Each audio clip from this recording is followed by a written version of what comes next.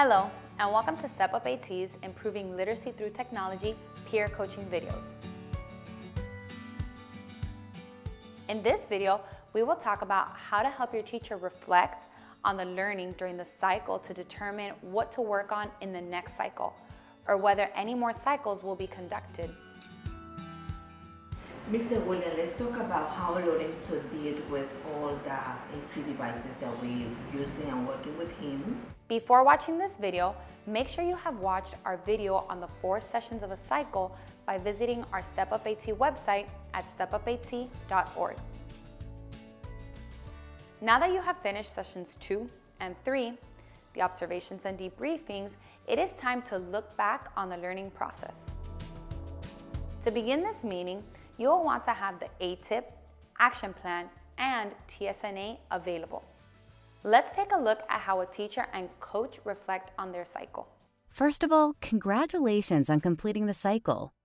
I know you have a full plate, and I appreciate how much effort you put into putting this plan into action.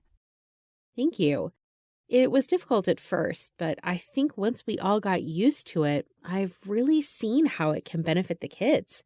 Sammy's behavior during shared reading has changed for the better. I'm so happy to hear. To begin, you and your teacher should focus on the ATIP. Was this plan successful? If the child did not meet the stated goal, what needs to be changed? Support a literacy-rich classroom environment. Always think of the student, environment, task, and tool when you are brainstorming.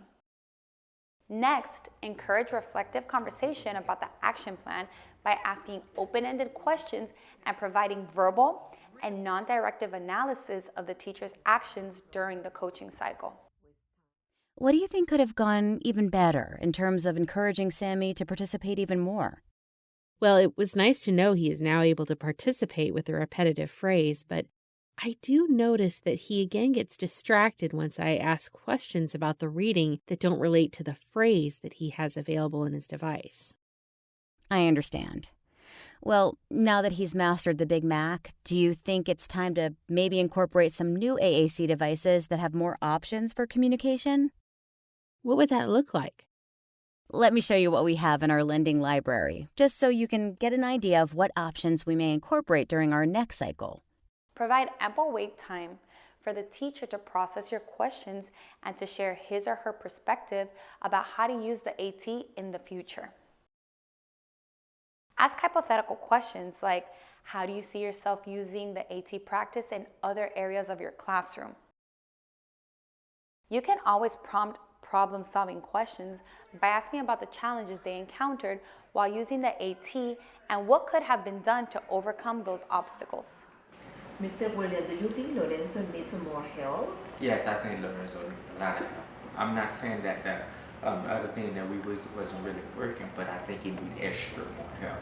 Prompt the teacher to think about his or her own growth and current level of confidence with the use of AT. Using the communication board, I thought it was good for the child because since he can't really communicate, he pointed to tell me what exactly he saw in the book.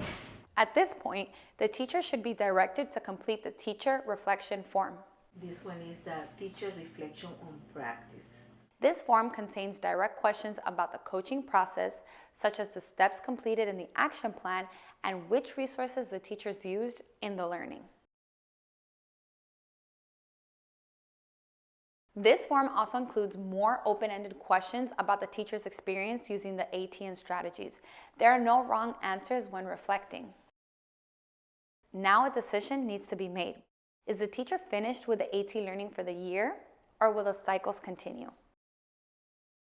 If the teacher is finished for the year, the closing guide should be followed, which includes a review of the TSNA and a discussion of a general review of all the teaching practices learned during the year.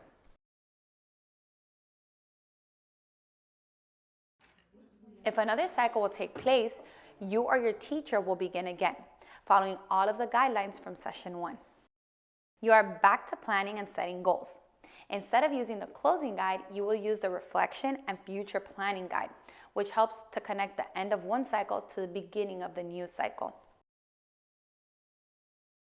And as always, you will complete the teacher fidelity form. This ensures that you are always aware of the teacher's investment in the process. Once you or your teacher have completed a cycle together, the process will begin to feel much more comfortable. Each session will have a purpose and actions. Planning with the ATIP and action plan, observing and discussing what took place, or reflecting on student and teacher changes in AT use. Each session will have a guide and a teacher fidelity form that you will complete. Keep in mind that coaching requires time and commitment from both the teacher and the coach. The teacher should follow through on watching modules, practicing with the AT, and participating in discussions with you. You as the coach need to make time to gather the resources, conduct the observations, and communicate often about the progress the teacher and student are making. To learn more about Step Up AT's practice-based coaching and the 4 sessions of the cycle, don't forget to check out the rest of our coaching video series by visiting stepupat.org. Thank you for watching.